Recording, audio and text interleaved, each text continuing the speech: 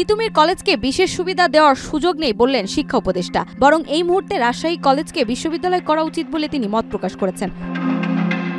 শিক্ষা উপদেষ্টা অধ্যাপক ডক্টর ওয়াহিদুদ্দিন মাহমুদ 2 ফেব্রুয়ারি একনিক মিটিং শেষে সাংবাদিকদের সাথে আলাপকালে একথা বলেন। রাজশাহী কলেজকে বিশ্ববিদ্যালয় করা উচিত কেন তার কারণ হিসেবে তিনি বলেন, এটি বাংলাদেশের সবচেয়ে পুরনো কলেজ, তাই এটির অগ্রাধিকার রয়েছে। শিক্ষা উপদেষ্টা আরো বলেন, তিতুমির কলেজের অনেক শিক্ষার্থী ক্লাসে ফিরে যেতে চায়।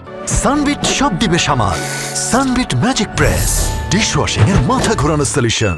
তারা জনদুর্ভোগ চায় না। এই সময় জনদুর্ভোগের বিষয়টি মাথায় রাখতে শিক্ষার্থীদের অনুরোধও করেন তিনি আরো বলেন, 7 কলেজ ও ঢাকা বিশ্ববিদ্যালয় একে অপরকে চায় না, তাই 7 কলেজকে নিয়ে আলাদা বিশ্ববিদ্যালয় করার উদ্যোগ নেওয়া হয়েছে। এজন্য একটি কমিটি কাজ করছে, তবে দাবি বাস্তবায়নের সময় বেঁধে দেওয়া কাঙ্ক্ষিত নয়।